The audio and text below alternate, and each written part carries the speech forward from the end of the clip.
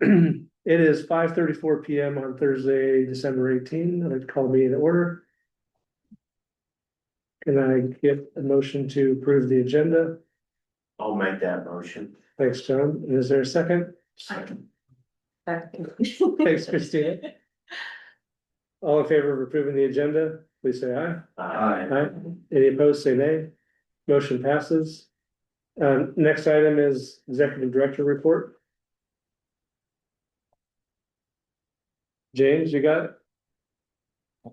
Yes, I do. Can everybody hear me? Yes, sir. Yes. Let me see. Can you see me?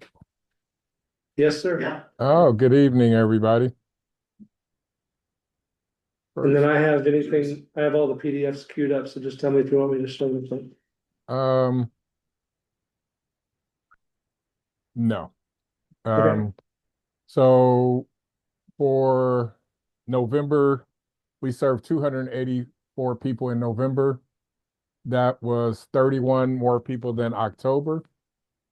We averaged 109 night-by-night guests daily, which is our highest on record. Our previous high was 106 in January of 2025. Does that more? Can you guys hear me good? Yeah, let me see if I can turn up the owl. Okay. 7 people exited to housing in November. Oh, that's a overall, dude. Keep going. We're just turning up the volume here. Oh, okay. 7 people exited to housing in November with only 20 exits that month. That means that 35% of all exits were to housing. We do have to note that in November, we were out of rapid rehousing money.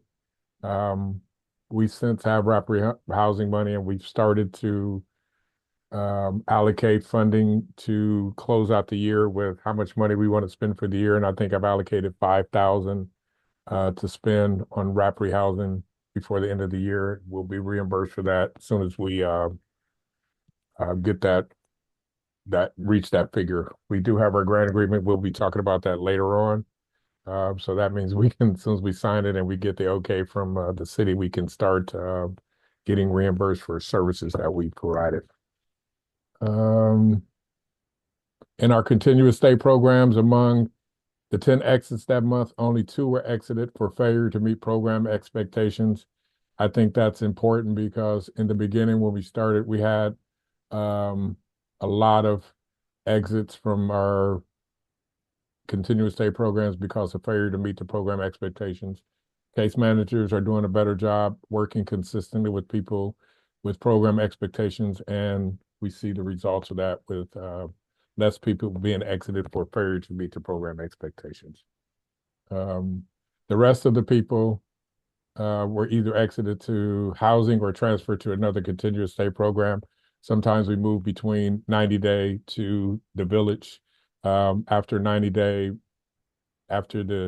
90 days, if people still have some barriers, they need more time, case managers decide what that time is, develop a plan, and then they recommend them to the village, and then they staff that. And then if it's accepted, they get moved in with Kim's approval. Kim has the final approval on who goes to the village.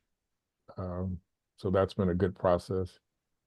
98 individuals stayed in night by night or pallet 24 for 15 or more days out of the month, which is only slightly higher than October's 92.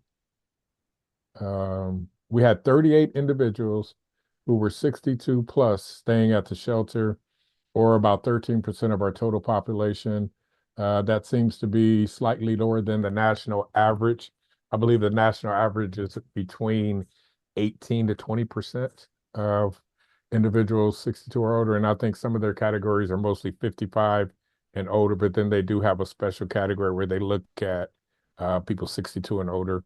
So I know our HMIS person was asked, did we keep data on people 62 or older? I think she was asked by Jill. And so we do track senior citizens. That brings me to earlier this month, a couple of us met with the Senior Resource Center to talk about specific issues or challenges we might have working with individuals that are senior citizens. And I know that the Senior Resource Citizen is now a component of the county, I believe, and they have some funding that could help our senior citizens get those screens to get into nursing facilities and to help them with some of those age services. So that's a great thing. I think there was Brett was there, Brett from the Homeless Resource Center, Misty, and myself, and then there was John, I think it's Darling, I think from who does John work with? I remember. I left my notes on that on my desk in the office. Um, Paramedical, Say that again. is he with fire and medical? There you go. That's who it is. Yep.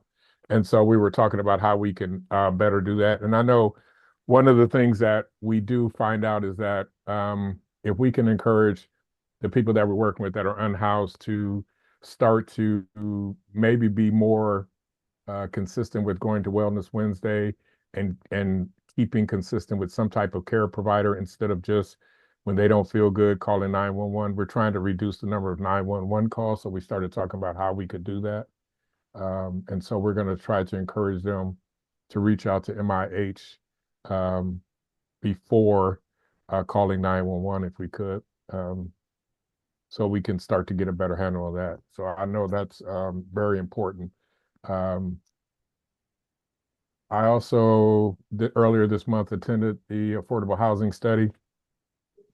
And I know Christina brought this up a little bit in one of our exec team meetings about the World Cup coming. And I think the biggest concern in the study group that I was in the discussion group, was the World Cup coming and how that would impact housing for the people we serve. There seems to be an overwhelming belief that because there's going to be a potential for a lot of landlords and people that own property to hold that property back for people coming in for the World Cup, that they might convert to Airbnbs and might start looking at ways to provide some housing for people coming for the World Cup. So that's a concern, something we're starting to look at and think about. How do we get out ahead of that?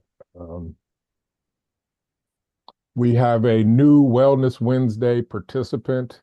I was contacted by the DMV mobile clinic, and we met with them yesterday, I believe, and they have agreed to start coming to Wellness Wednesdays to provide identification for individuals on a recurring basis.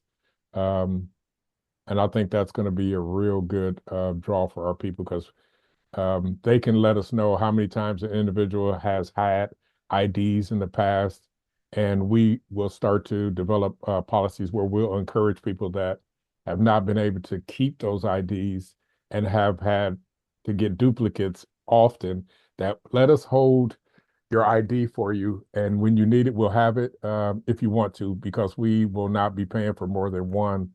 And we haven't set a timeline of when we would do that, but we would be able to provide where we would keep their IDs for them so they didn't lose them, or because we know one of the biggest barriers is people not having ID once they come into shelter, or losing them frequently. So that's something that I'm excited about.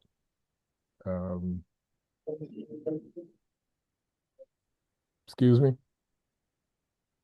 No, there was just agreement. Yeah. You got I'm- to name it. Okay, yeah, okay. Yeah. Yeah, we're excited about that. That was a win for us. I think the DMV, they were excited that we responded and wanted to do that. So that's going to be a good partnership. Earlier this week, I met with the city, actually Caitlin Dollar, and met with Aaron Thacker from ATEC, and we had our pre-construction meeting. The contract has been signed. I just got all the bond information from Aaron, and we're ready to go. We're waiting on, of course, everybody knows we're waiting on building permits. So we think that process shouldn't take more than 30 days. So what they're looking at is maybe sometime in January, mid-January, we can get started with at least the demolition and building permits should be coming in. They don't see any impediments that are standing out that would prolong that process. So I think that's a good thing. Winter emergency shelter. We've had an occasion, I know this is talking about December, but winter started with a roar in December. December the 1st, we got a lot of snow, and we've been able to house people that have come to the shelter. We had the occasion to work with Misty and the First United Church to open up overflow twice this month. We'll have more data on that next month for what that looked like, but we had to do that because we've been swamped. We've had a lot of people in the shelter. And I think when it first snowed that first week, we didn't exit at all for that first week. And we were able to handle it, but it is a toll. It takes a toll on our staff. It takes a toll on all of our resources. We had mountains of laundry to do afterwards. And so Kim and I are putting our heads together to think about how we could do a better job at this. I know we can, some things we could do different. We're starting to work on that. Kim, do you want to add anything about weather or winter emergency shelter? No, we were talking about it a little bit. It's just been, this is our first year with Pallet 24 outside. And so kind of it's been a dance, I guess is the best way to put it, on how to fill the pallets out with some of the behaviors we've had, and then make sure that we're getting them inside. On days that they do not exit, it's a lot easier because we have kind of a guesstimation on how many will be back. But we're working through it. I would say the thing that has hit us the hardest is the amount of laundry. And so I met with shift leads and DSAs yesterday to problem solve a little bit of that, and how we're actually handing out bedrolls, and they're not going through it, but it is it's a lot of laundry, almost 200 sets of sheets and blankets every day. So that's been a big part. We have been moving people over to empty cabins at the village, and I've added cots and mattresses in there where we can, so that we can put 2 to a cabin at the village as well. And that takes a little bit of the overflow. But I think even with that, if we see that we're going to have a couple of really cold days, we can expect it. Last night it was not that cold, and we were still full. I think we had 142 inside. So yeah, we're at capacity, which is a good thing in a way, that people are feeling safe coming to us and are continuing to come. And in another way, my staff are just trying to figure out how to maneuver all of it. But I think it's going very well. I agree. I agree with that.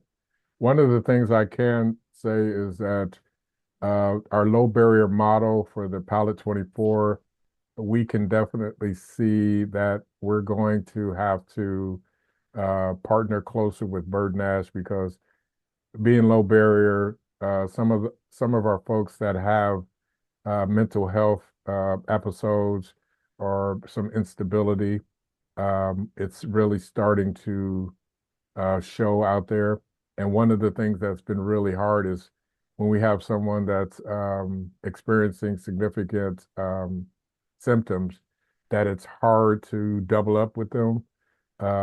And it's hard to move people once they feel like they're entitled to that cabin. So we've had to do some encouragement. We've had to sometimes only have one person.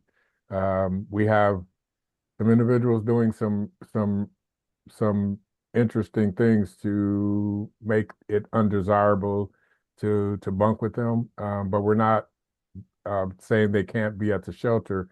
We're saying we would rather you be inside than outside, because those spaces have to be utilized to the maximum extent, and we have to have 2 people in them. So we're not saying, no, you can't be here. We're saying, no, we have a bed for you inside. And I think once we work through this, and we will really kind of hit a good stride in how to identify when somebody needs to go inside, when they can't stay outside, when we have to encourage individuals. And one of the things I know that our elite staff out there has started to really engage in the disciplinary process by just doing a lot of verbals and making sure he documents the verbals. And when people know it's more than just somebody talking to them, and that we're actually paying attention, some of those behaviors stop. I know during that first week of December, we had a lot of fire detectors disabled, um, either taken down, batteries taken out, or something like that. We even had one with the wires physically cut, and it's pretty scary to know that if somebody was to start a fire in those cabins, it wouldn't set off the alarms and nobody would be notified.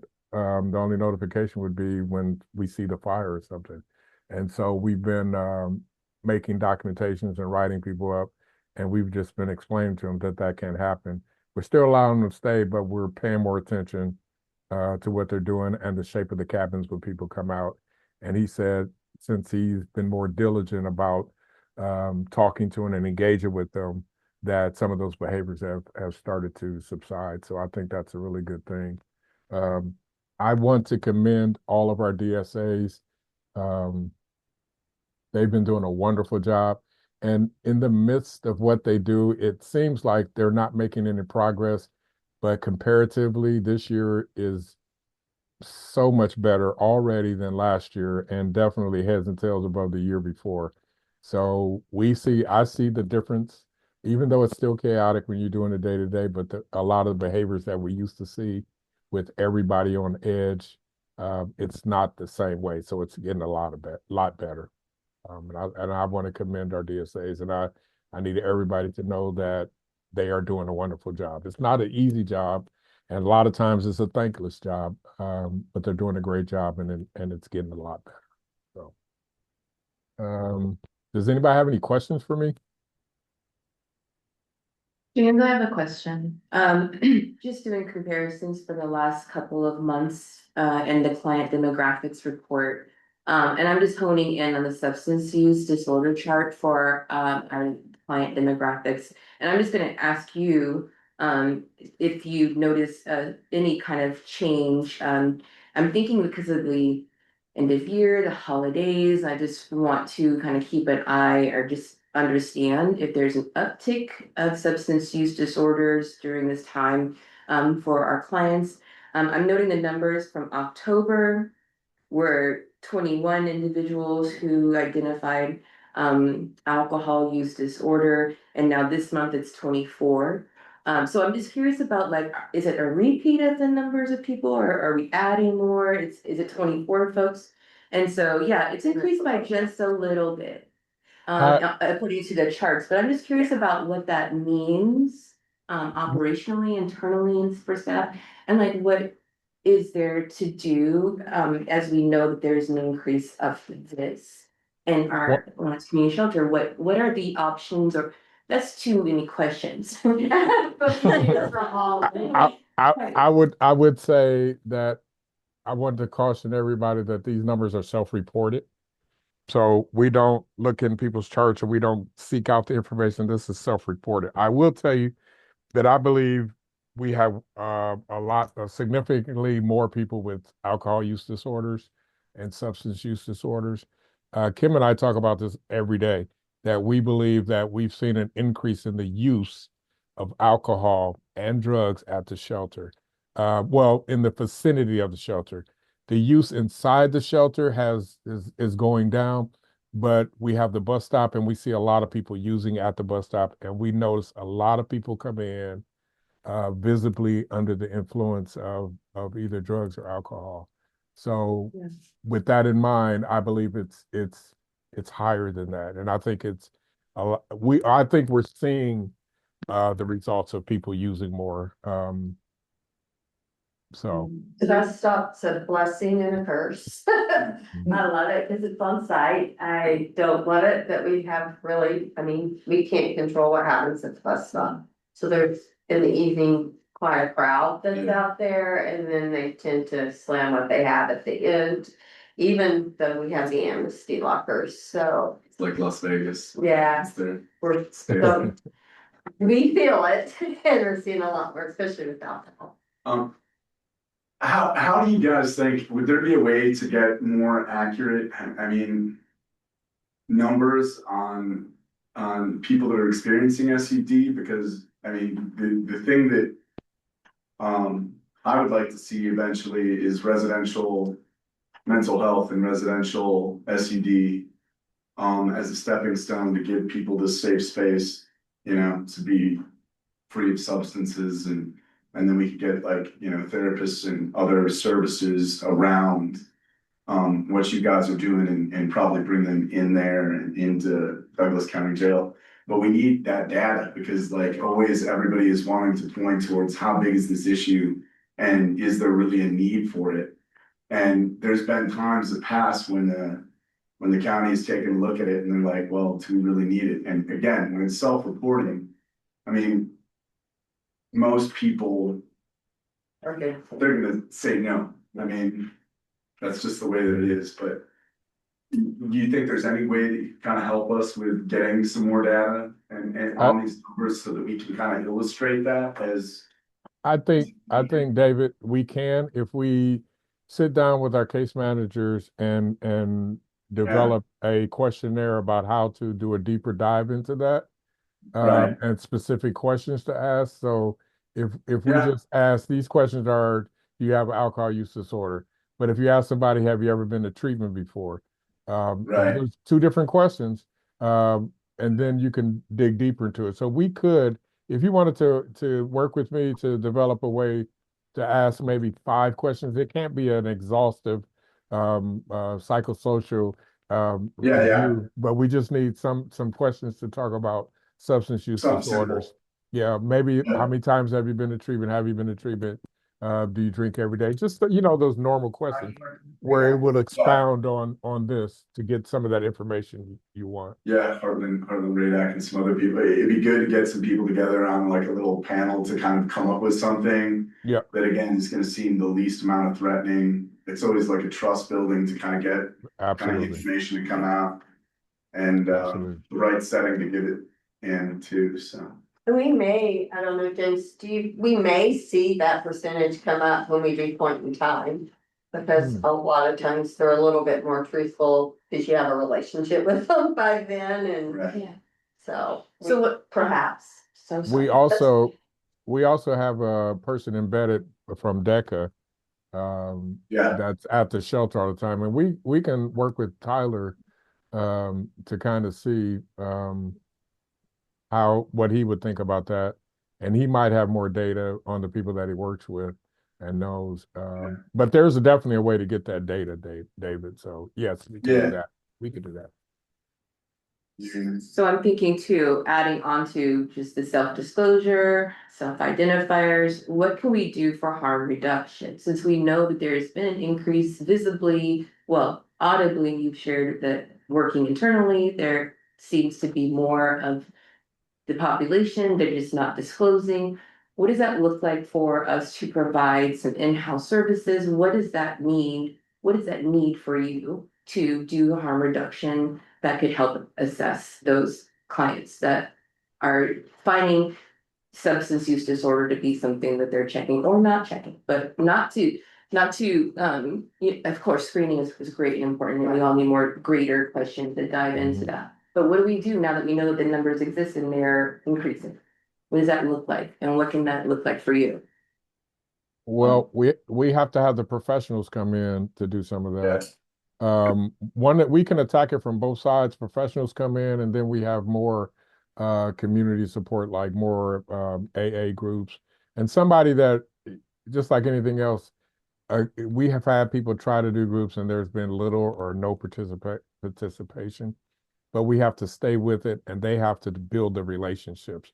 And I know there are people that are local that are highly associated with AANA that would be willing to do that if we give them an opportunity to build relationships so we can get people to attend those groups. And we have to do it from both sides. So the professionals need to come in and work with us and partner with us to be able to do that. We have one person doing that, and I believe he's doing the best he can, one person can, but he does connect people as they are willing to work with him. So that's a good That's thing. what I was and we've talked about this already, and we're still trying to get kind of our feet underneath us, but we've kind of started the process with Medicaid, Medicare, so that we can kind of get to a point down the road. But we've talked about getting peers, having some of our peers that we can kind of send over there.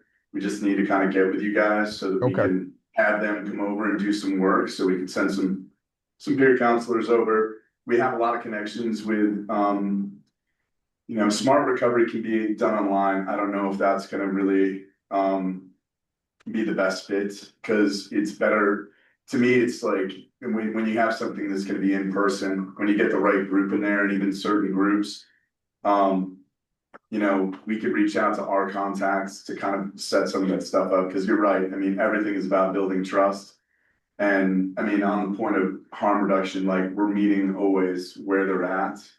And like, the goal always isn't like, we're gonna give you abstinence, we're trying to plant as many seeds as possible and like meet them with like understanding, compassion, build that trust.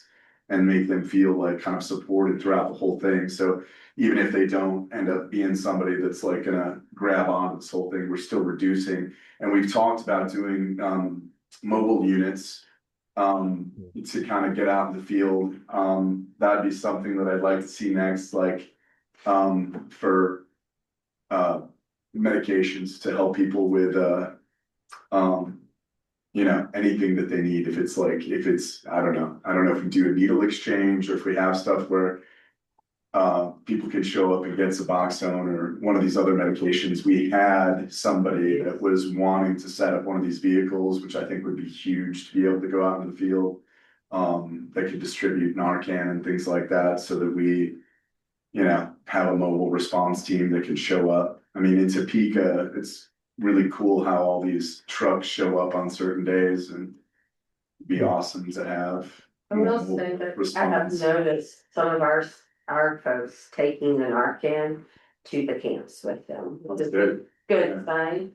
And they have been using the lockers that we have in back, where they can set their own code, and then they can Nice. take stuff with them the next day, which I always encourage, especially in pallet 24, because you take their liquor from them, they're not happy, but they have a choice to either pour it out or put it in the locker. And if they can put it in the locker, they can get it the next day and take it with them. I mean, and there you go, that's harm reduction right there. If they set it down and they're obeying the rules while they're there, and. Yeah, I know you mentioned AA and others, something like smart recovery. Yeah. Something non-faith based, I think would be a great option for Yeah. others to have, so it's good that. it is, it's just hard because of the community aspect. I think the biggest thing is about community face to face. They have it here at the library, smart recovery, that's on Wednesdays, but most of the other ones, like, you're gonna be doing it online. And so that's hard to kind of keep somebody engaged when you don't have that personal connection, that ability to kind of, be in a room with people. I don't know, it's kind of hard even with like 12-step recovery groups, as they've gone, a lot of them, to online to really get that connection. And that connection is, it's all about community, relationships, trust. Any other information you want to report or questions for James? Well, just James, I'll circle up with you. I'd love to also, so my executive director works with Benel Hall and like has done a lot of nonprofit groups. And he just moved to Lawrence, so he's committed to kind of be here. He's looking for some kind of committee or something to get on. I don't know if you have room on the other one, but he'd be happy to kind of join and be of service in any capacity. So Okay. And I'd love to kind of have him come out and recovery really well because you have background with helping out with SUD. He can talk to you. We can get some other people together from Heartland, Radak, Bert Nash, wherever, DECA, kind of come together and figure out a plan. Sounds good. Christina, thanks for the questions. A good conversation. Absolutely. James, I put on the agenda kind of a space for you to present on the contracts. So we can Okay. authorize you to sign those. Do you want to go through Okay. them? Sure. Let me pull them up on my Start with the emergency solutions grant. Just give us a high level. I know that these are pretty standard for what you've done previous years. Okay.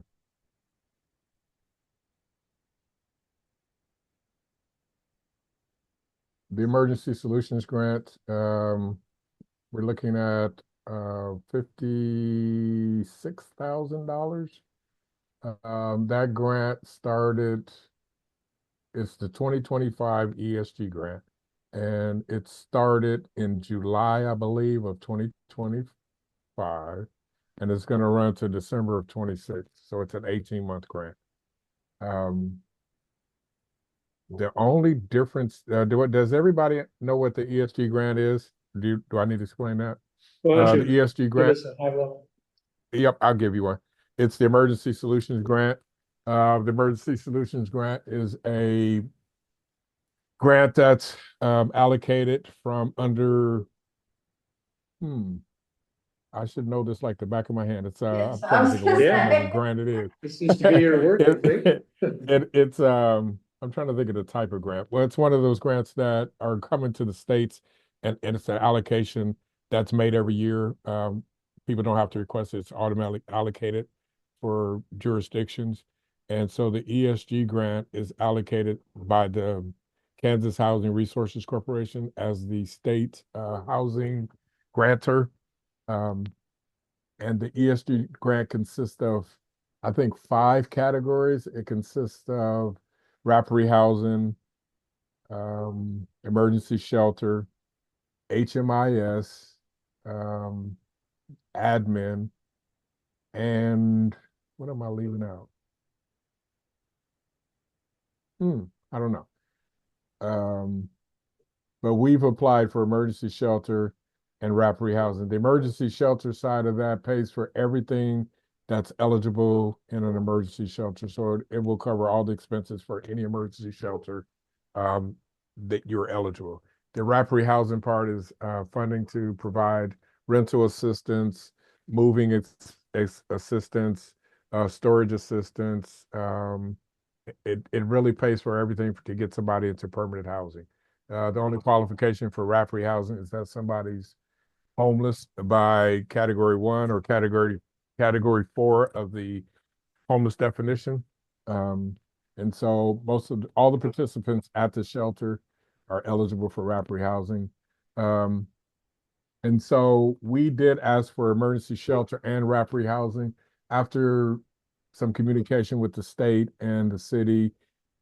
We decided that we wanted to put all of our money into the rapid housing category. And so that's been awarded to us. So we have the full $56,000 will be used for rapid housing. And that's a reimbursement grant. So that means we spend the money and we get reimbursed for all the money we spend for eligible categories. We've been receiving the ESG grant for years. I think there might have only been a couple of years where the Lawrence Community Shelter did not apply or did not get the Emergency Solutions Grant. We've been able to expend all of our funding for 2024, and we applied and we were approved for the 2025 grant. Want to do the county one next? Yep. This is probably just same as last year. Yep. The county is exactly the same, 296,000. Yeah. And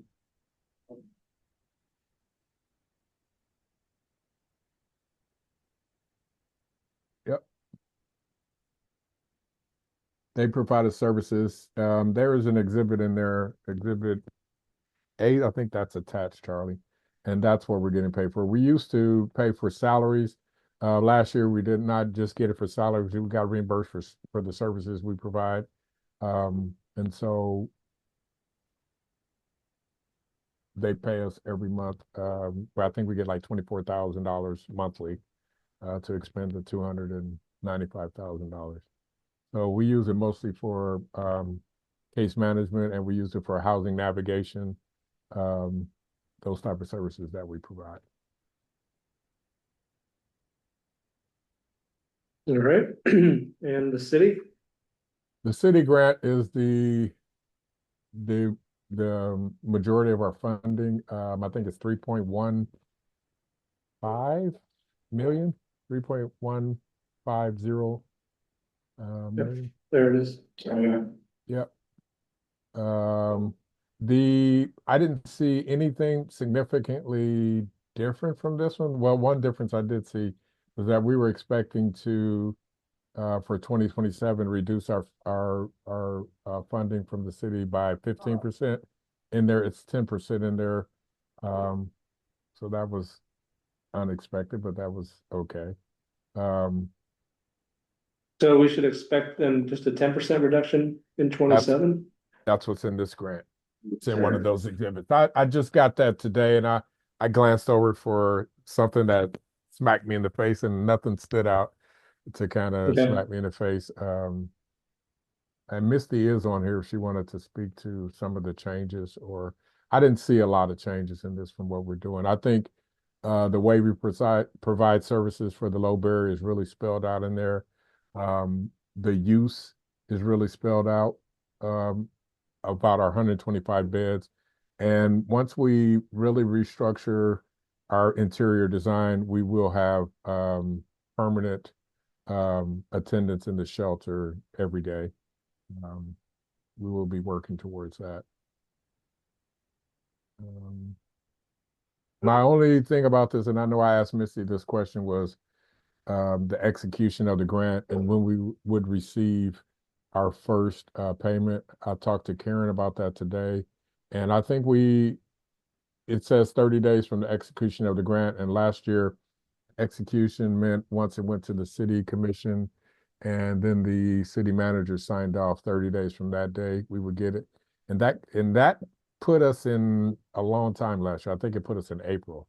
I don't know why it took that long. I know there were some revisions, but I think we would be, if we have that grant signed by the first or second week in January when there's a city commission, I think if we were to receive our first payment by February, we should be good on cash flow.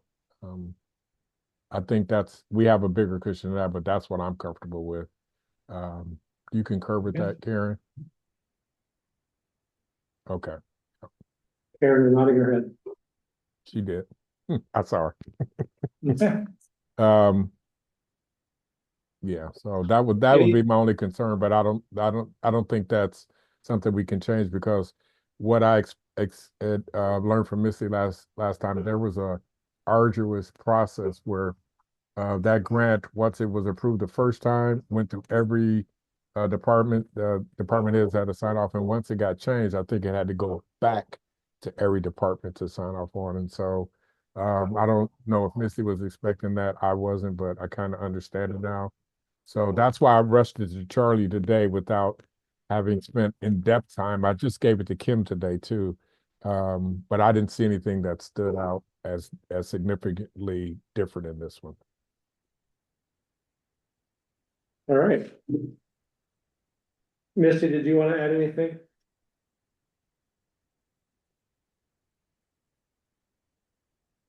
Maybe we should have stepped away.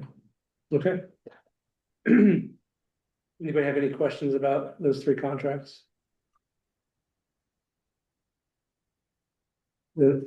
I drafted a motion if someone would like to make a motion. I move that we authorize the Executive Director James Shipman to execute the 2025 Emergency Solutions Grant, ESG, agreement with the city of Lawrence, Kansas, in an amount not to exceed $56,788. The 2026 service agreement with Douglas County, Kansas, in an amount not to exceed $296,000. And the 2026 City of Lawrence funding agreement for shelters operations in the amount not to exceed $3,150,000. 50,000, Three, 150,000. 150,000. Yes. Thank you, sure. All right. Thank you. Is there a second? Second. Thanks, Kevin. If there's no other discussion, all in favor of the motion, say aye. Aye. Aye. Any opposed? Thank you, Shannon. Any opposed, say nay. All right, motion passes. Thanks, right. James. Thank you. Next item is the finance report. Karen, Yes. do I you want made to it. control the screen or do you want me to? Could you do it? Like, Sure. I got a lot going on my screens. Tell me what you want. So I've made it pretty convenient for you. On the contents page, you can click to each section. And that's just a note for everybody who received these financial statements. So yeah, if you click there, it takes you right to the next page. And then in the top right corner, if you click, it'll take you back to the table of contents, but I don't think we'll need to do that. I wanted to just say that I made a slight change to the packet here. So after the statements of assets, liabilities, and net assets, I've included the summarized statements of revenues and expenditures. And that way, Charlie, you're not trying to follow along as I'm talking about what's going on. It's just 2 pages versus like 6 or 7. Okay. So we're going to start with the statements of assets, liabilities, and net assets. So our current cash position at the end of November is $754,223. This is compared to $371,000 in November of 2024. And our total net assets, which is going to be on the next page, is $4,018,771. So right there, yep. Current year earnings is 251,599 in the black. We are at 30.2% at total equity increase year over year. For capital assets, if you want to go back up to the previous page, total fixed assets net of depreciation is $3,630,000. We still have construction in progress of $54,900, which represents those engineering bills. I am expecting to void $39,650 of that. The reason is because that is for the interior, and we have paid out of pocket $15,000 towards the engineering bills. And when I talked with Caitlin at the city, I've sent her the unpaid PEC bills, and she is going to pay those directly. So since they are not going to send us any money and we are not planning on paying the bill directly to PEC, I will be voiding about $40,000 in that. And that's also just to keep the books clean. If the city of Lawrence is showing that they paid a bill and we're showing that we paid a bill, it's not good. So I just wanted to point that out. But we will still have that construction in progress for the $15,000 that we did pay through the end of the construction on the interior. So just as an FYI. We're still waiting on an answer on the pallet 24 cabins for the transfer. I expect that we'll get an answer in the new year sometime. Prepaid expenses represent insurance, and it's primarily insurance. All right, so next page, current liabilities is 140,859, down from October's 168,000. That includes $61,000 in accrued payroll and $4,600 in accrued payroll taxes. We also have $2,200 in 401k payable because we had a payroll at the end of November, and then I made a payroll 401k contribution in December. Long-term liabilities is that City of Lawrence loan for our mortgage on the main shelter at $324,965 for total liabilities of $465,823. Just so that everyone knows, all bank accounts, prepaid accounts, and liability accounts are reconciled monthly with no unexplained differences. The bank reconciliations have been provided to the board chair, Charlie Bryan, for oversight and transparency, ensuring the reliability and accuracy of these financial statements. All right, so let's move to the next page, which is a high level. The detail is still in here. This is just a high level with our budget, so we can just kind of stay within these 2 pages. But again, you've received the full report. All right, so November, we received total revenues of $111,671. We budgeted $81,105, so we exceeded our budget about 38%, which is great.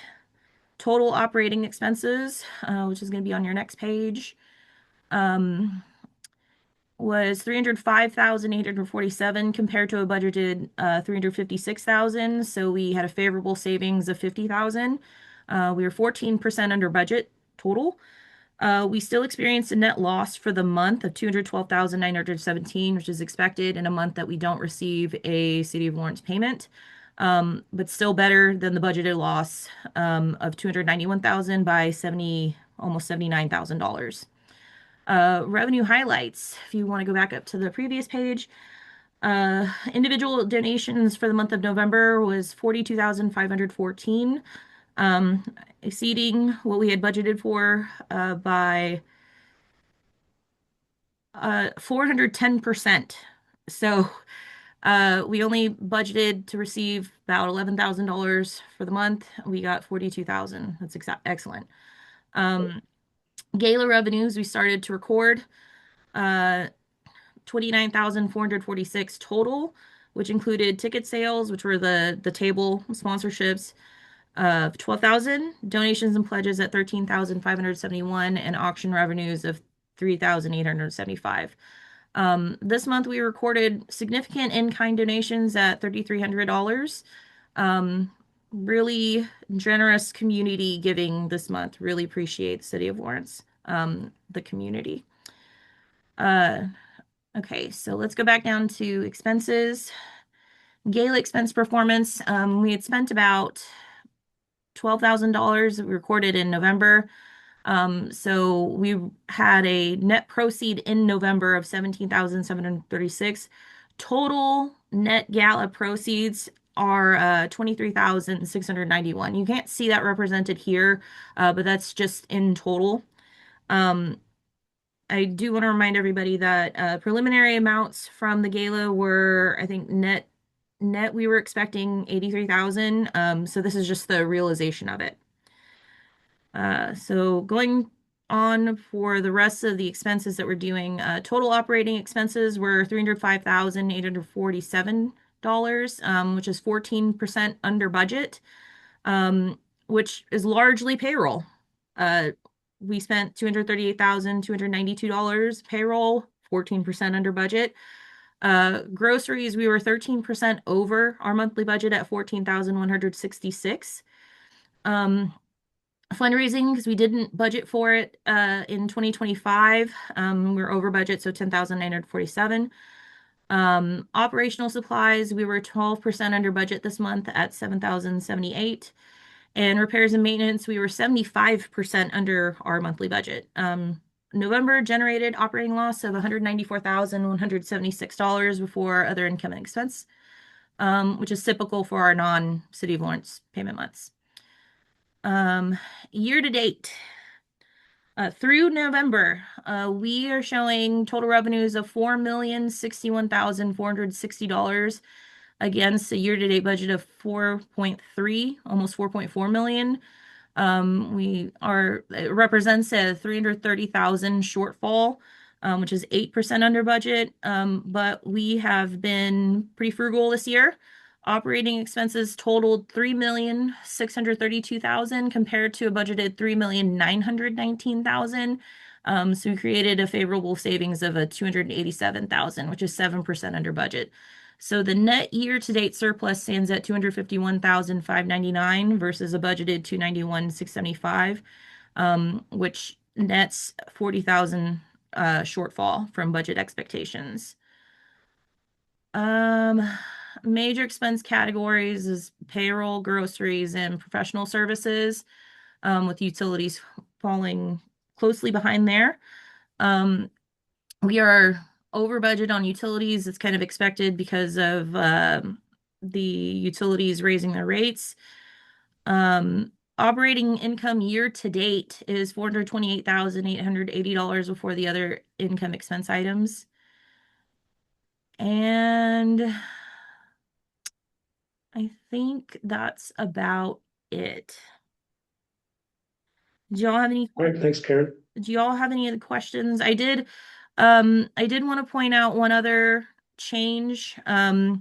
After we've been in discussions at our executive board meetings, I did move our in-kind donations. So I've reclassed them from the other income expense section and made it part of our revenue section. So if you scroll up,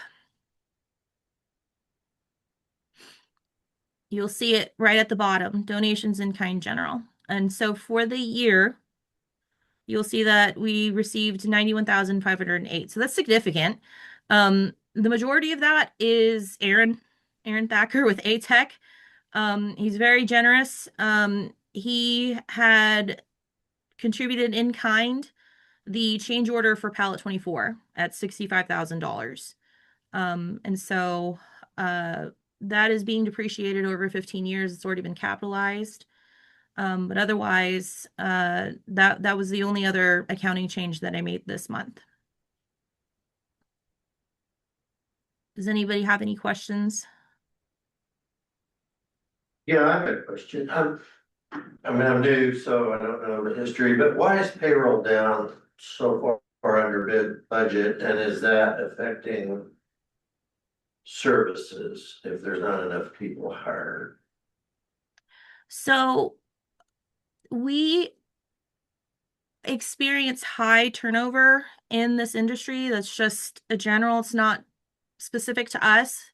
Homeless shelters in general experience high compassion fatigue. And so I would defer to Kim and James. And I don't personally think that our services have fallen short, given the staff that we have. But Kim and James can speak to that more.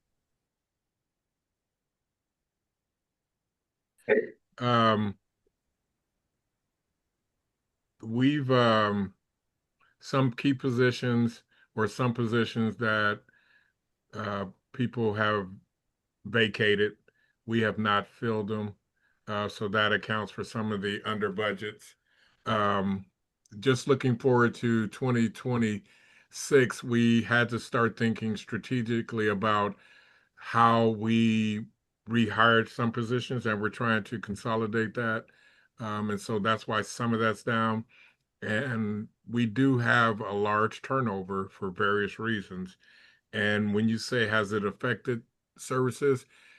Not so much as it affects morale and the way people feel about the jobs. When people come to work and there's a lot of people in the building and they don't have a lot of staff, it affects that. But services, we've been able to keep services up to where they need to be. It's affecting my managers a lot because what they do on a day-to-day basis is all day looking at the schedule, all day calling relief staff in, looking to fill positions, covering, working multiple shifts, double shifts. So it's had an effect that way. We have looked at, I think we're going to hire at least 3 DSAs coming up here to fill vacant positions. But services are holding steady, and that's a testament to the structure put in place. And Kim working with her managers to keep the services the way they should be. She's put in a lot of hours to keep it like that. So that's a Kim, do good you want to add question. anything? I think you'll see a difference next year because we are having, I mean, we're paying overtime right now. Because we have had lots of people with illnesses and we've had lots of fallouts. And so kind of looking at how moving into the next year, we're gonna structure that. I think we have a good plan in place. Given our staff ratio rates. We also are looking at making sure that the relief staff that we have on are actually picking up shifts. Because if they're, I get tired of texting people and they don't text me back. So it has affected morale, I would say. And part of that, I would say, is that we opened Pallet 24 in October and we're just now getting used to the first winter of that. And so while it feels like we have a lot of people in the building, we do. But it's also, you know, trying to fine tune the processes that we had in place last year to make it work for this year. And that's, you know, that's always a challenge, and keeping people's minds open to, it's not gonna be perfect the first time, and we can always make adjustments. That's what being here is about, and we take your input. So, I'm really proud of the way it's going. I'm proud of our staff. But yeah, keeping that morale up when you've got 8 baskets to the brim with laundry has been a little bit, but we're getting there. I think they're doing well, trying to get a lot of positive feedback. Can we go into staff, and go into the budget, that's here with us, in front of us? I wanna know a little bit about this line item under other operating and office expenses, and then there's staff development. So a Are couple of you- numbers. Are you trying to get into the budget? I think I'm Are you looking at talking the about financial finance? statement. Are we done with the financial statement? We're not done with that yet. Okay, yeah, well, that's what I'm looking at. It's the LCS financial statement. Which page are you on? I'm looking at page 10 of 21. Okay. 10 of 21 or 10 of 23? Which one are you on? I'm on page 10. Okay.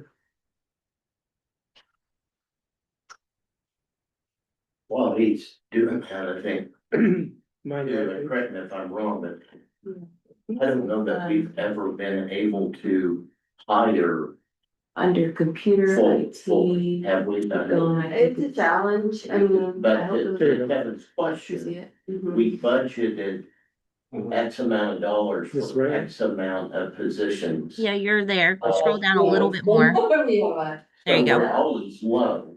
Okay. On paper. Mhm. Does that make sense? Yeah, it does, it does, I mean, I'm just trying to. We had 3 positions that we were looking to fill, now we have 4, because I know another person that's leaving in January. Some of the people that work for us are students, so their schedules will change, and so we'll backfill. So we always kind of have a gap here and there of getting people on after people leave. So the financial says you didn't spend as much as Mhm. you had budgeted for. Because You guys, Christina, do you wanna, now I got you on the right page here. You wanna ask your question? I do, and maybe that was a kind of a segue. We had budgeted some monies for staff development, and I just wanted to know about those numbers, and if you can walk me through those, Karen, if you're still. Well, of course, I think you're still online, but could you talk a little bit about what those numbers mean? The 3,000, it's 271, and then the 7. As we discuss staff development and the monies allocated towards that. So let me pop into 0, because I know that we had planned to spend more on staff development this year, particularly by attending conferences. We had planned on sending people to conferences, but that did not happen.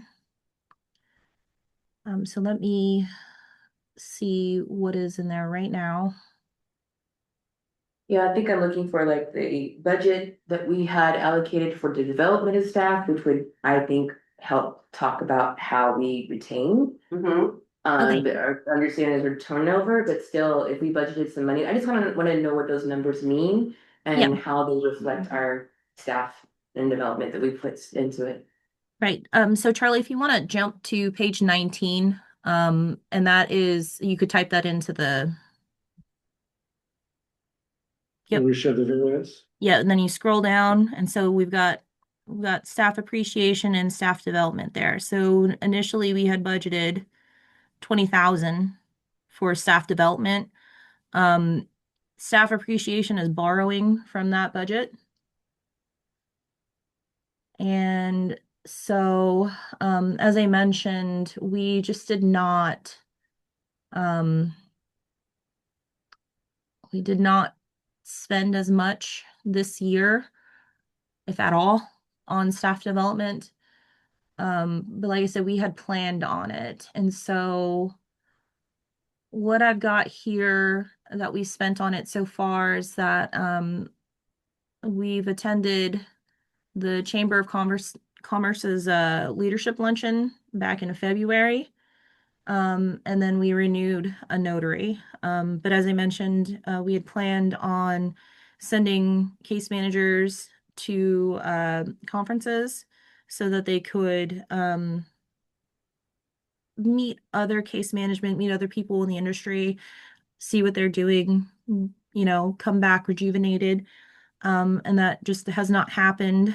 I think James and Kim can speak more to that than I can, as I'm, behind the numbers mostly, not necessarily on. So it just looks like we spent a total of $270 on staff development, but we budgeted $20,000. Right, right. So, I mean, if I'm thinking about the development of staff, retention and all those things, did someone know that they might go to a conference before they turned in their resignation? Well, I don't know. Go to a conference and we did not go. Oh, So wow. I think James and, I don't know, James, do you want to speak to that? I can't see you, so I can't take a cue from your face. There. That's just. Oh, that's the still Yeah. photo. Well, we were gonna go, we had planned for some significant staff development through conferences. And once we hit that 6 months mark and we're looking at the shortfall next year, we kind of pulled back on that. We are still attending, our case managers and DSA teams are still attending city trainings. We have training that we do online and in person that happen at the center. I would like to bring more people in to actually teach CPR, first aid, those kind of things. And I know that's something that James and I have talked about, but the majority of that, and correct me if I'm wrong, James, was we had planned on both of us going on a conference and then us sending our managers on conferences. We had a plan to attend National Alliance of Homelessness to acclimate, to get people acclimated to the national conferences. But if you remember the first of the year, there was a lot of turnover and changes with HUD and conferences and things like that. And then as we started working with our strategic development, we started looking at the shortfalls that we were facing, and we just did not put any money into going to those conferences and attending that because we didn't have our revenues down. So we just didn't do So it. just entertain this one once more. I just wanted to see the staff development that we had budgeted for was to for management and directors. Was there any staff development that it was budgeted for, thought about for the advocates, all of the others, 45 other staff being that are not within our management and director position? I didn't work with the budget last year, so I'm not really sure. So James, do you have an answer for that? John, is this in that email? No, that was our start. We were going to start with our case management team. So that's where we started at. We just did not complete that. Is it just? We have, I think, increased the robustness of the training and kind of onboarding of our DSAs. They shadow for quite some time before they actually hit the floor and are counted towards our staff ratio. They also go through a lot of training with Mercedes. we now have a new manager, Wendy, who's there. I usually will shadow and work with them at least a few times before they're on their own. We do ask that they take de-escalation training, and we have kind of a catalog of trainings that my student put together last year. I do field instruction for KU. So going through those and having them kind of have discussion points that they can reflect back on with us has been something that we've really implemented, and I think it's helped.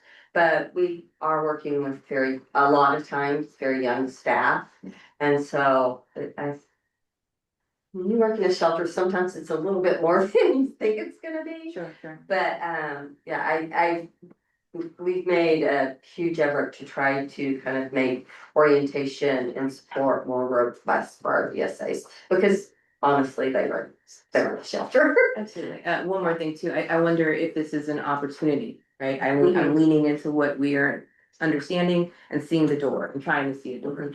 I'm curious if we can maybe think about implementing something that asks the staff, the advocates, all of the direct service support folks. We've got what, 40 advocates, I think, maybe in our payroll. Yeah.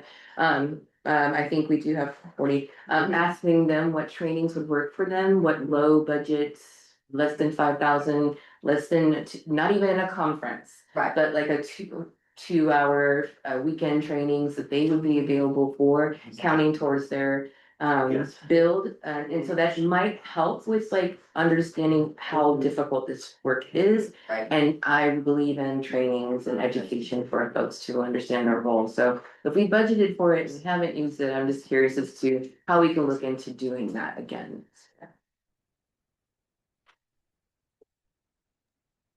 Kim Any and other I will questions work on a training schedule for our DSAs. Actually, today I just gave Kim a report writing training that I'm going to hold, and I just did the outline and gave it to Kim for her to review. So we're starting to address some of those things internally, but we will look at low budget costs, because I know we do have access to some online trainings and things like that. I know it had been more robust when Kim had an intern that was tasked with that every Wednesday to do that, and so we will look into that and put something together. We'll have some information for you by next month, Christina. Thank you, James. You're We'll welcome. see you how in Mondo. Can I ask one more question? Yep. So James and Kim, so like I said, I'm new, I'm just trying to figure it out, but it sounds like, during you prepared the budget during the year, it was determined that there's gonna be budget cuts into the future, and you started becoming more conservative on spending. That makes sense. All right. Yep, in fact, the board had quite a bit of discussion about that in April, May, I believe. And we were talking about just basically freezing any hires. Okay. Because we knew the funding was gonna be cut the next year. And that wasn't something we knew when we passed the budget at the end of last year. But when we got the city contract, they inserted this statement around reducing our contract by 10% and then 15%.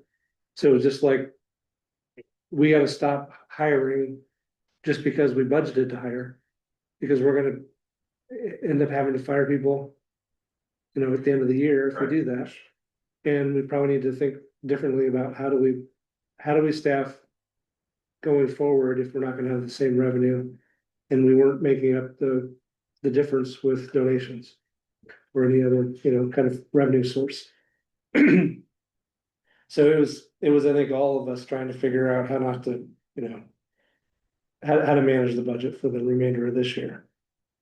Okay, that makes sense. And there were some specific positions that the city had asked that we hire.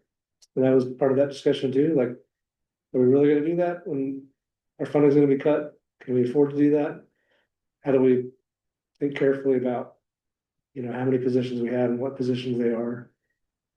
So it was, I think, a lot of different folks, not just the staff, but also the board, basically saying, slow down. Be thoughtful about it before we start Just replacing people. Any other discussion on the financial report for November? Can I get a motion to accept the financial report? I'll make that motion. Thanks, John. Is there a second? Second. Thanks, David. Is there any other discussion? All in favor of accepting the November 2025 financial report, please say aye. Aye. Any opposed, say nay. Motion passes. Thank you, Karen. For the exec committee report, our discussions have primarily just been on the budget. Trying to get that to something that seemed ready to go and balanced, and can't think of anything off the top of my head else that we talked about. I Pretty mean, much. yeah, that's been it. Like, Yeah. we talked a lot about fundraising efforts, strategies. We've got a really robust member of our team in talking about what that looks like for engagement in the next year, for some very strategic donor engagement, any kind of events that we can pre-plan ahead of sporting events that will happen next year in our community, and taking advantage of that. And just utilizing that as a catapult or catalyst to get us into spaces and more talking about what the Lawrence Community Shelter needs are, so. Is there anything on the advisory committee? Thanks, Christina. Is there anything on the advisory committee report? James? Yes, there is. We had our first meeting yesterday, Oh, great. and we got some things ironed out. Let me pull up my notes here. Okay.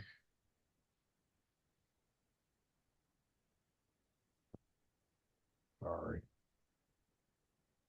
Okay, we were able to talk about the policies that I put in place. I told them that it was just a starting point, and I wanted the advisory board to take ownership and use it as a starting point to expound, add, subtract, or whatever they needed to do to get to some good policies that they can go by. One of the things that we accomplished yesterday, they voted in a chairperson. The chairperson for the advisory board is going to be Vicky Pepperdine. She works for the Willow. And then we added a secretary. She calls herself a note taker. She could be an administrative assistant, but it's Amanda Wiedemeyer. She's a lead DSA for the shelter. This group also voted on me reaching out to 2 members in the community as other board members. And I don't know if we sent out the application today, but once I get the applications back, I'll meet with them individually to discuss the advisory board, and then I'll have recommendations by the next board meeting for those 2 people. Also, we need the board to identify which board member is going to be the liaison for the advisory board. That would be an ad hoc member that sits on the advisory board. One of the things we identified was that we'll meet in order to be consistent. We want to meet at least quarterly, but we said while we're getting up and running, we're going to meet monthly, and it will be the Wednesday before the board meetings. So that gives us a time to shoot for. So our next one's going to be scheduled before the January board meeting. We'll meet the day before. We also talked about how many more members did we want, and they settled for, first they said 8, and I said, well, if we want to have an odd number so we don't have a tie. So we settled on 9. So they recommended 2, and I think we have to start, once we get the other 2 on board, we'll talk about what part of the community do we want to look for. And I know we talked about maybe having somebody from either the medical community, maybe law enforcement, or different things like that. And so they're deciding what to do, what part of the community they wanted to do that. And so that's what we got accomplished yesterday. It was a good meeting, really good meeting. Well, thanks, James. That's great news. It's been almost, I guess, 2 years now since we constituted this board and then kind of task, the advisory committee creation and all that, and feels like it's finally getting off the floor, so. How many do we have right now? We have 5. 5? Yeah, and And you Vicky want talked, 8. Vicky talked about that, about us not getting started, because Vicky was there for all the meetings that we held, and we only had half of the 6 people show up, so we couldn't go forward. But she is wonderful, and so she feels good about us going forward. Everybody showed up yesterday. We also had Cheryl Sanders, who just retired today. Well, Yeah. today was her retirement party. I think tomorrow's officially her last day. Yeah. But it's going to be wonderful to have her on the advisory board. So Is the website going to showcase the advisory committee members? I was Was it- thinking about that yesterday. We didn't talk about that, but I think we could. What do you think? What does the board think? Very good. I think it'd be great. I think, the Okay. more we can show community involvement, Okay. the better, and people might discover that's another way they can support the shelter. Like, sit there with that if you want. Yep. So I love this update, James. Thank you for it. And I'm also a real big fan of stewardship and community service. And I also recognize this board is going, or the advisory board is still going to be looking at policies, doing some work that could be incentivized. So I'm going to bring it up again, that I've done in other meetings, to talk about the incentivization of board membership and how Douglas County has within its policy, right? And if Misty's on here, please clarify. For the county, that would be chill. That would be Jill. Yeah. Oh, Jill's not here. Okay.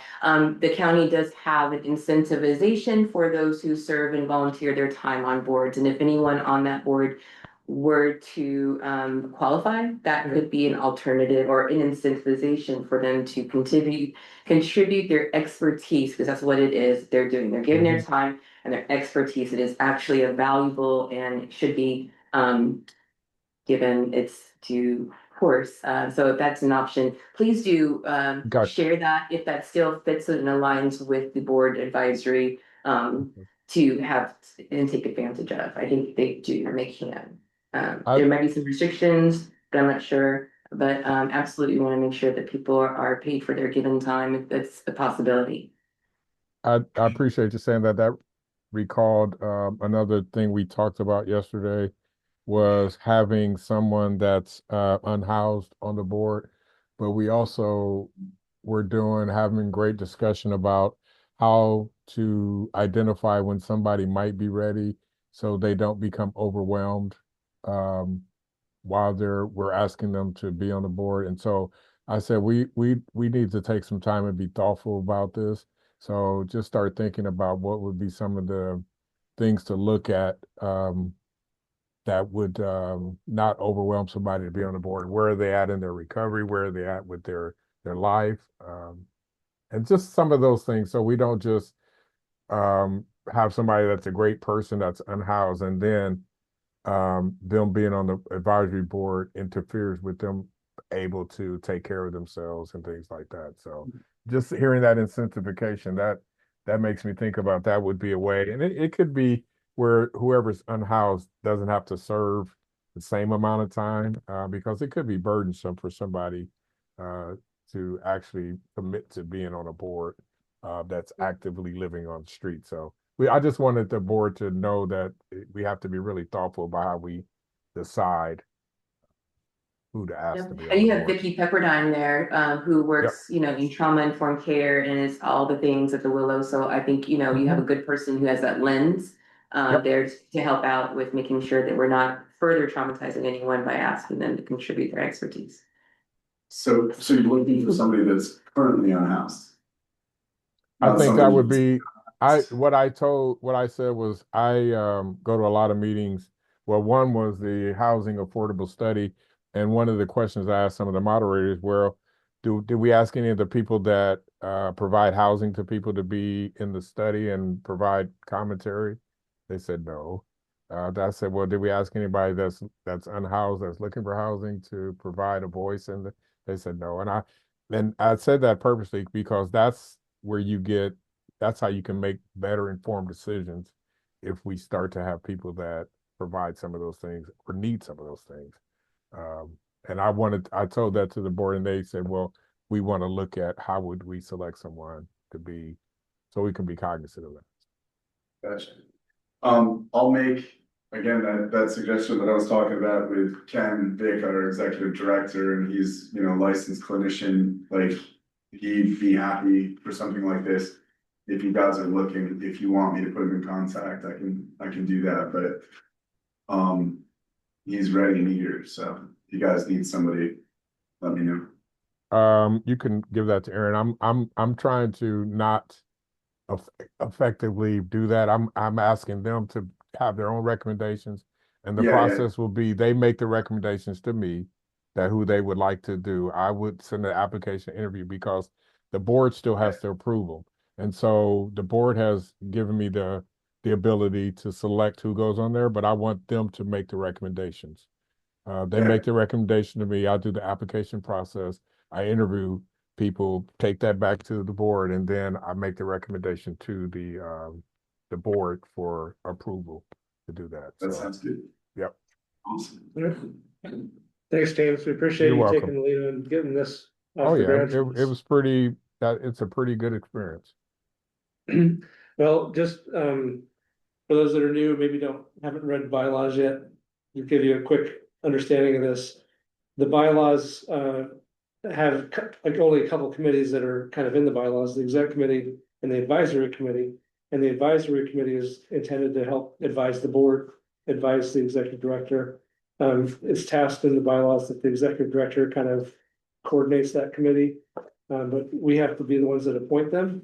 And so we tried to do this for about a year, and it was a kind of a very slow start. And finally, just asked James, hey, could you just take care of getting this thing going? And so he just started that, I think it's a couple months ago, we finally just asked him to do it. Up to two of those advisory committee members are also then allowed to be non-voting members for our meetings for the board. So that'll give us even more perspectives on the board if they were to do that. I think it sounds like they're at least gonna try to send one person, but they can have up to two people that can come to these meetings and participate fully. They just technically wouldn't vote, but otherwise it adds hopefully to the richness of our discussions. Yeah, sounds awesome. Next item on the agenda is the fundraising committee report. The fundraising committee has not met, so we can skip that one. The next is the annual performance review committee report, and both of our committee members have had to get off the call. Shannon is on her way to Oklahoma, and Megan has a conflict with one of her children this evening doing a choir event, I believe. So I'll do my best. We had this discussion last month and then decided to defer it, so everyone had more time to review the materials and get a little more information from the committee. And what you should have received then is the survey tools that are going to be used to collect feedback from basically the upper management, the direct reports for James, and the feedback form that we'll use to give our feedback. And then the third one was the self-evaluation form, which James will fill out. So let's have some discussion, and I hope we can kind of decide on if we're ready to move forward with carrying out what they had proposed, which is essentially to pull together feedback from those three sources. And then we would synthesize basically the evaluation, bring that to James. That would happen in an executive session, as I would imagine. And then we would set goals, but I don't know that the goals have to be set until after we finish the evaluation. And the goal setting was never done for this year, so that would not be something we could evaluate James on this year. It would just be a clarification, I think, from kind of what I was picking up on from our last month's discussion. It's not fair to not have goals and then try to pigeonhole them in there and say, hey, well, you didn't get this done. So any new discussion or more discussion you want to have? That was, I think one of the things that I brought up of concern was just, we didn't have, any of those things in previous years, so. Yeah. I sent something for clarification, with the ladies and Megan, reached out to me. So I just wanted to know what, I think we need it, right? It's great, the information is great. This is, how are we gonna, the metrics, the rubric, what does that look like? So, as I understand it, you go to the forms that will be used. There's a rating scale used for the direct reports. They give a 1 through 5. And what I imagine doing would be to report back to James. How many of these got a 1? How many got a 2? How many got a 3? How many got a 4? So he would kind of understand feedback on each of the dimensions that are included in the tool. And then for the board, there are these open-ended questions. I think we would want to make sure that there's no ability to infer who said what. So this might need to be summarized, but it could also provide quotes that might seem, non-attributable, because our goal is to keep it anonymous as possible. And then the tool for the where's the, I guess if this was, like, for right here, so if you go up just a little bit, Charlie. Yep. All right, so review period from January 25 to December 2025, right? So let's say that, in the instructions, right? Mhm. We want to, he's gonna take in the information, whoever's filling out the form is great, the information is great. I'm asking, are we evaluating, we're gonna take out the goals, because goals was on this, and I think Yep. so we're not gonna evaluate to that, but right, what we can grade or what his job description is, we will evaluate on that. Is right, that what- so there are several statements that I think don't relate to a particular goal, they just relate to his overall capacity. And then he's being asked to evaluate himself, so this one is the form used to evaluate himself. He would answer how well he thinks he's led the organization toward achieving its mission, using that scale of 1 through 5. How well he's set clear priorities and communicated them to staff, board, and stakeholders. I understand the information, I guess, in the end, how are we, so let's say in the perfect world, right? And he had his goals, he had whatever, we would be evaluating overall on that. Correct? Using all 3 sources of data. Right. And I guess I'm trying to understand the metric, because this is tied to compensation. No, it's not. It's not, okay. So I think, when we did it last year, when James was hired, he was hired under the condition that he would have 2 evaluations. Each would come with up to additional $5,000. And So- we only did 1 evaluation last We year. did 2. So Okay, the first one was at a mid-year point. and I'm like, And at that point, we kind of approved that first 5,000. Okay. And at the end of the first 12 months, we did the evaluation and then we approved the second installment. So it brought his pay from 100,000 to 110. Mm. So at this point, I would say any discussion about his compensation would be a separate discussion. okay, In fact, the message that's been given to staff is there's no funds to provide a pay raise. right. So it might be entirely consistent to say that, there's no pay raise.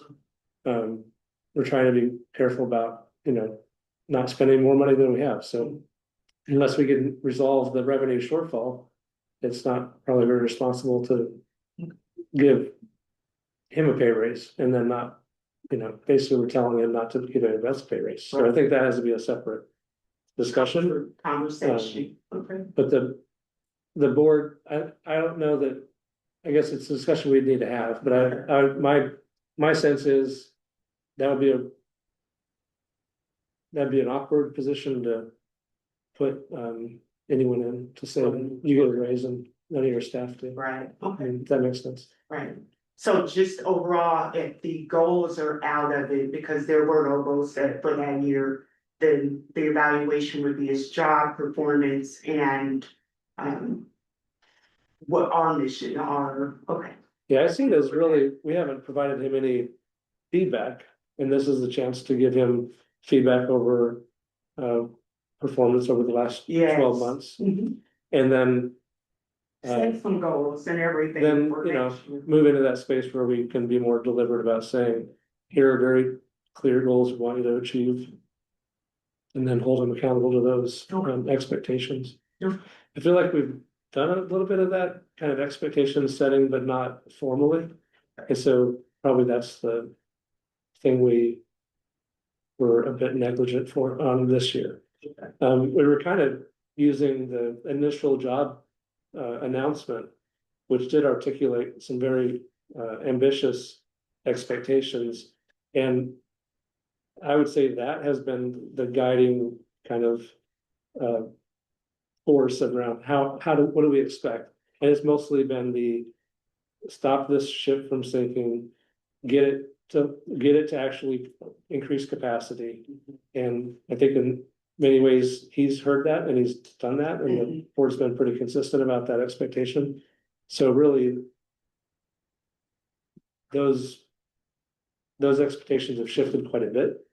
And I think it's time for us to, like, you know, And this is what recognize we're that. preparing for the future years Yeah. and our goal setting. So it is more of a not evaluation. What did I send you? I sent you like, is this evaluation or a? Well, we have to provide some feedback. It's Yeah, our we definitely. do. responsibility to give them something, and then Yeah. that helps us to set up Got it, the expectations for the next 12 months. right.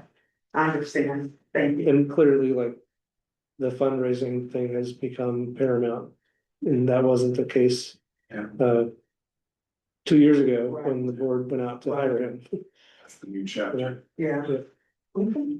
So we're supposed to fill these out and send them back. Yeah, what I'll do is, if everyone's agreeable with this, then I'll turn this into a like survey form, electronic form, and then send it out, and we'll give everyone 2 weeks to fill out the forms. And then pull those together, and the exec committee can review it all, figure out how we're gonna synthesize it to present to them.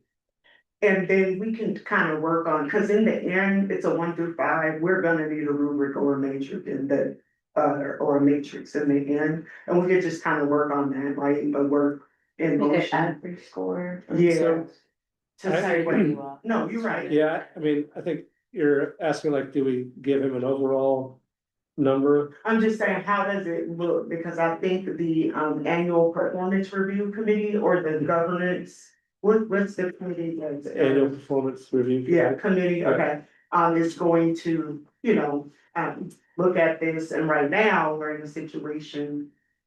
It's new, right? Yeah. And I'm just like, wanna make sure that. When we do come up with this evaluation. We just know how it's coming across, since we all, you know, there's only 2 people on the committee, and I think it was suggested that I maybe join the committee. I threw that out there. Yeah, he did. No one made a motion. No one- And I I'm mean, not like against that, but like I said, it's a work in progress, but I think we definitely, you know, need something for us and for, James to go forward, but I just wanna make sure, right, it's objective, fair, we understand what we're doing with it.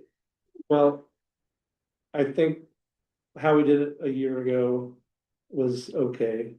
This feels like there's a little more thought put into it, Mhm. but maybe we still have some work to do. Right, So, and I'm You good know, with that, I mean, I think it's a slow progress, I guess. yeah. Do you want the new members to do this stuff as well, since we don't really have a lot to go on? I mean, There's an Yeah. option for like okay, NA, like that's number 3. Yeah. So I think that might be a lot of your response. And it- I know and like James, but outside, you know, and I. That's a really wanna good point. Give an opinion Yeah. that, like, does something Yeah. one way or the other, just because this is such a new No, that's a good capacity. point. And that's why I was saying, maybe I wasn't Yeah. like giving the correct Yeah. wording, but Yeah. that's Yeah. what I'm like with Yeah. the metrics, how are you gonna, Not trying to dodge work or anything. Well, Right. I'm gonna, I would say just use your best judgment. That's a really good point to lift up. Yeah. I wouldn't wanna say someone doesn't meet some requirements. I mean, we're all members of the same board. We need to take this part of our work, it's important work, and if you feel like you can give feedback, then do so. If you feel like you're not sure that you have enough information to give feedback, then I would say, Yeah, skip the question or skip the whole survey. yeah, I just want to provide accurate information. Yeah. Just checking the box. I mean, I'm hoping that if you're on this board, you're paying some attention to the LCS even before being on the board, but Yeah. so there might be a perspective you can share that comes from just having what you've known. But all right. Thank you. I don't believe we need a motion to approve all that. I just wanted to make sure we all feel comfortable with it. And it sounds So like you're going to now craft this, I'll convert it into electronic. Electronic. Yeah. we'll each Yep. do our thing with it, Yep. send it back to you. Yep. Right? All right. It is 7:09 and I do want to make sure we have enough time for the executive session tonight. We've done this a few times where we end up having very little time to talk about some important information, and so I'm asking if we can maybe try to be quick on the budget, and then this item around our board organization for next year, I can do pretty quickly. So that said, Karen, are you gonna present the budget, or is that James? I can start, but I think James will need to jump in also.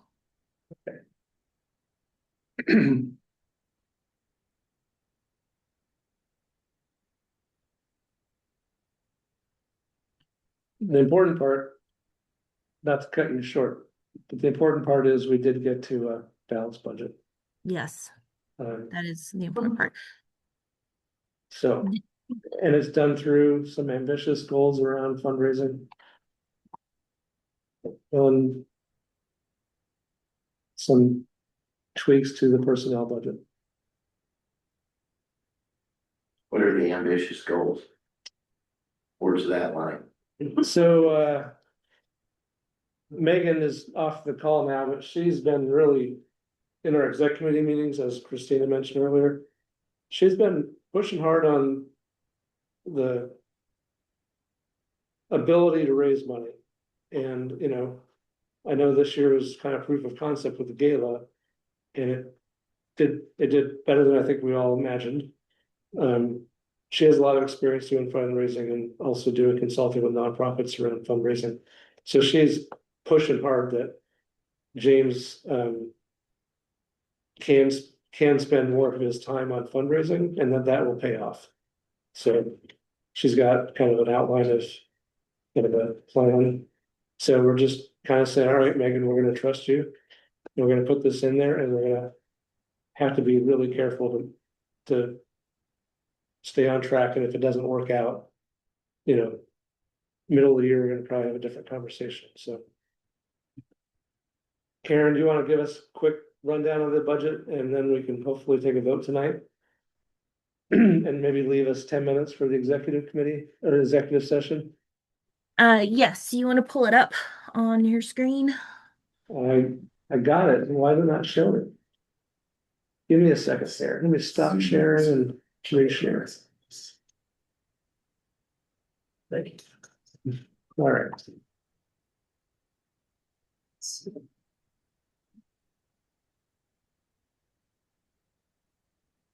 Here it is on here. What do you? Like off on. I was waiting for y'all to be Are you like, seeing it? like, it's just me. No, it says double click to enter full screen mode. I just see that the LCS board is sharing their screen. Let me try it one more time.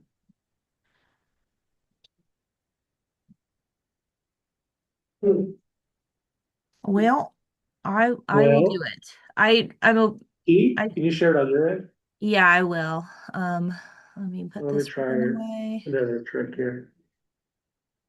Nope, not working. All right, so.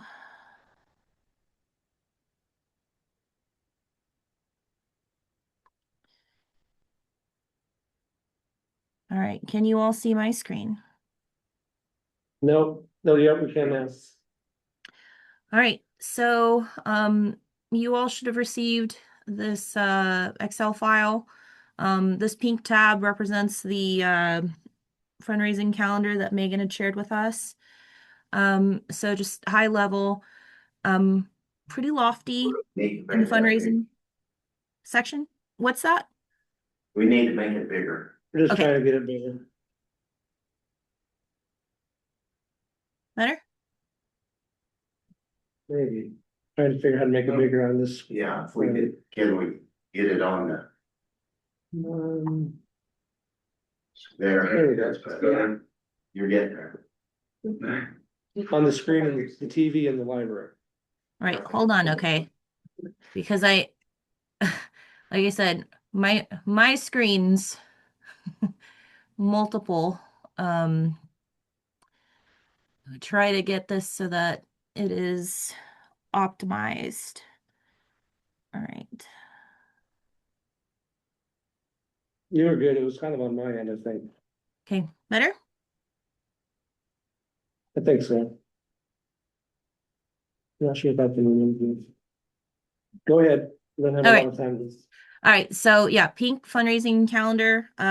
This was kind of Megan's thought process. I kind of added notes out to the right. And so she believes that we can get individual businesses and religious organization donations up if James meets with donors 3 times per week next year. She also considered a couple of mailings and newsletters. I do, however, want to point out, I pointed this out. I don't know if anybody realizes that stamps cost 78 cents now. So No. if you get a Christmas card, someone really loves you. I just want to say that. Um, she also mentioned that we could do like a summer crowdfunding or March Madness. James kind of alluded to that too, with the FIFA World Cup being a thing next year. I know there's going to be practice facilities located in Lawrence, so we could probably capitalize on that. I think Christina had also mentioned that as well in our exec board meeting. And so we finally got to talk about revenues. I've got a couple other things in here. This emergency food and shelter program slash FEMA, I've contacted United Way, and they've told me that the funds have been frozen by the current administration. We were awarded 11,000 this year from prior. It was like leftover unspent funds, but we've not seen it, and so I don't know if we'll ever get that. I didn't put it in there because I don't expect that we'll get it, especially if with this administration. Um, Otherwise, I just wanted to point out for rapid rehousing, which is going to be all of our emergency shelter grant funding, which you all voted to approve James to go ahead and sign off on, will be rapid rehousing. There's some discussion in previous board meetings about there being an exception with KHRC on our residency requirements for shelter. And so converting all of that into rapid rehousing allows us to utilize it this way. The total for that was 56,000. You'll notice here I put 52,000. And that is because we are earmarking 5,000 to be spent this month because there are some individuals that can be housed. And so we're hoping that that can be realized and that people can get housed permanently. We've reduced everywhere. We've talked about this ad nauseum. One other thing that I want to point out, storage fees have gone up for the rental that we have on property. So we might want to consider buying a storage container. The one that we bought for Pallet 24 was about $2,700. That is what it's going to cost this next year to rent. So, And that would be Hmm. capital expense, so we would need to consider that. But overall, going back to payroll, we anticipate payroll will be about 3.3 million, kind of similar to what we budgeted this year. We're on track to spend about 2.95 through the end of this year. This allows us to have the staffing ratio that was recommended by Misty. And then also because of historically how we've always been under budget with salaries and wages. So this is just taking a percentage. I believe the percentage worked out to be about 94% of what we are projecting we need. But due to how things shake out historically, I've taken 95% of that and put it here. So operating income nets to zero. That's net of depreciation. You'll notice that I did not put the interest revenue. I included the mortgage here in operating for budgetary purposes only. So our financial statements still adhere to GAAP, and our budget doesn't have to adhere to GAAP because we're talking about cash. Does anybody have any questions? No, thank you for doing all this work. I know it's been a lot of work. It's Stressful.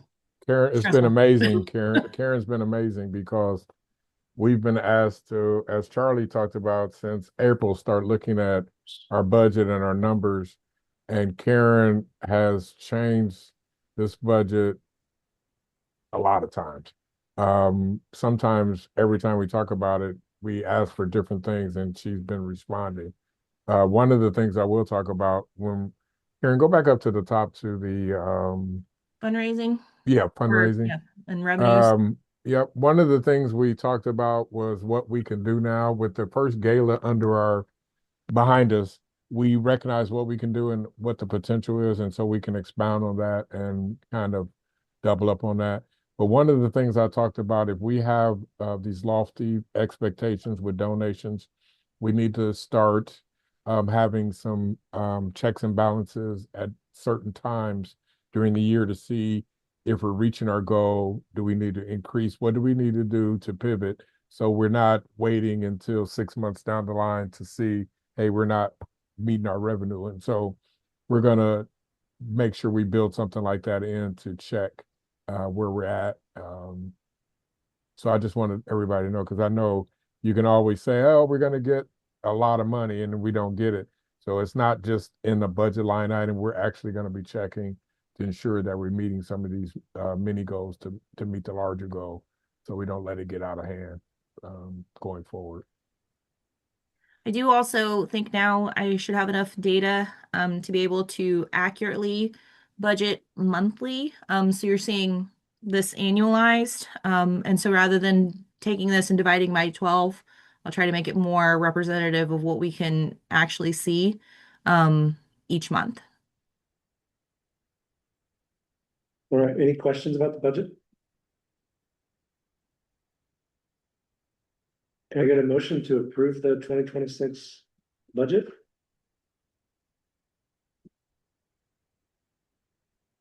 I move that we approve the 2026 budget. Thanks, Connie. Is there a second? I'll second. Thanks, John. If there's no other discussion, all in favor of approving the 2026 budget? Just one question. Oh, So there is a depreciation line that gets us into the negative. Is there but so are we budgeted a cash flow neutral?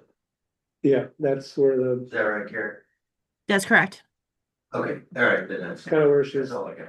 saying that, like under operating income, we have that in row 174. That shows 0.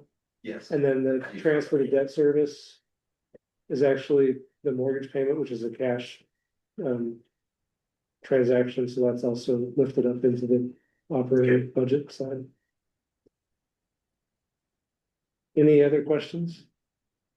All right, motions are made and seconded to approve the 2026 budget. All in favor, say aye. Aye. Any opposed, say nay.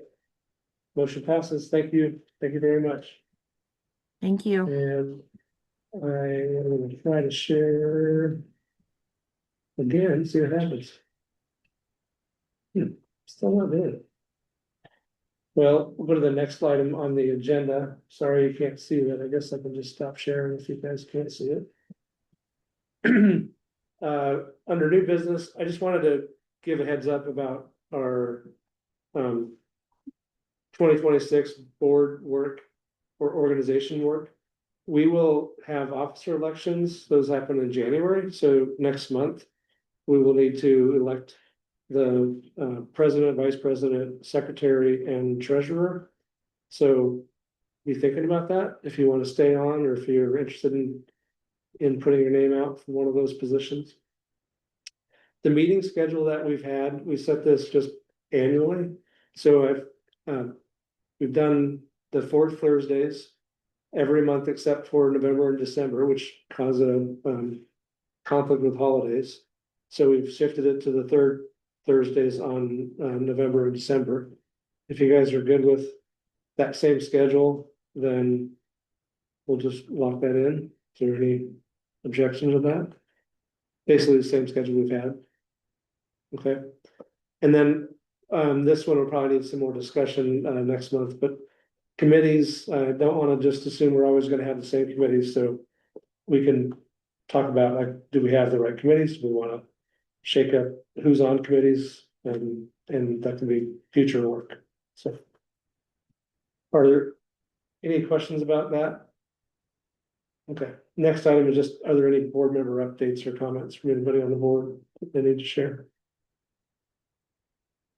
Okay, so we'll finish out the night with an executive session. I'm thinking 10 minutes. So if I could get someone to make a motion with us coming back into the meeting room at 7:35, and I don't believe anyone's online. So I mean, not any of our board members are online.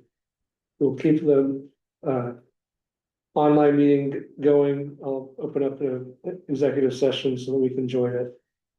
So that it's kept private.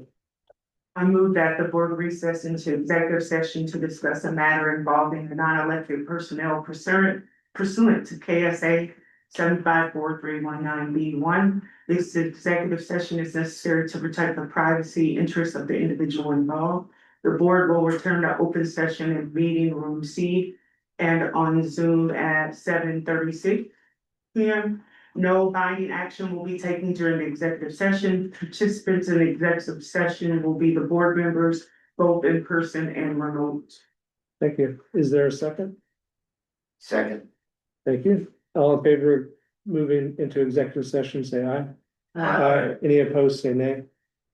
Motion passes. We'll go to executive session. Thank you. Can I get a motion to return to executive session for 15 more minutes? I move that we return back to executive session for 15 more minutes, which is, I'm sorry, 15 minutes is fine. 15 minutes. Is there a second? Second. All right. All in favor of moving back into executive session for 15 more minutes, say aye. Aye. Motion passes. Thank you. All right, we are back in open session and there's no action to be taken. Next item on our agenda is the adjourn. Can I get a motion to adjourn? I'll make that motion. Thanks, John. Is there a second? Thanks, Kevin. All in favor of adjourning, say aye. Aye. Motion passes. It's 7:56. Have a good evening.